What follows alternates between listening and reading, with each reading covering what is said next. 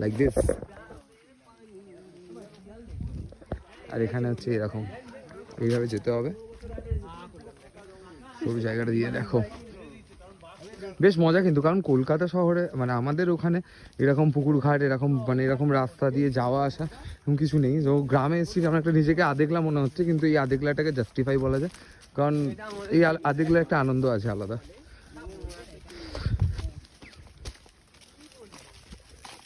এই বলো টাকা, তোর মামার বাড়ি এসেছি, তুই আমাদের খড় এনে দিবি। ভালো লাগছে আমাদের। তো এখানে আমরা কার মামার বাড়ি এসেছি?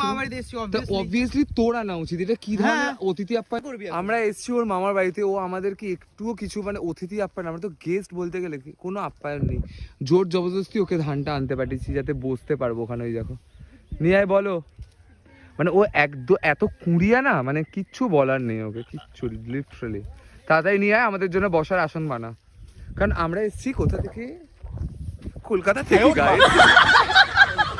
ফাইনালি এখন এই জায়গাটা ডিসাইড হলো যে আমরা এই জায়গাটা খড় পেতে বসবো, মানে অনেকক্ষণ ঘোরাঘান্তির পর এই জায়গাটা পেয়েছি যেখানে আমরা বসতে পারবো ফাইনালি। খাওয়া দাওয়ার পর এতটা হাঁটা অভ্যাস নেই না, খাওয়া দাওয়ার আমি খেতে খেতে ঘুমিয়ে পড়ি, সেখানে খাওয়া দাওয়ার পর এতটা হেঁটেছি, মানে আমার জন্য একটা সত্যি মানে চাঁদ পাড়ার মতো কথা।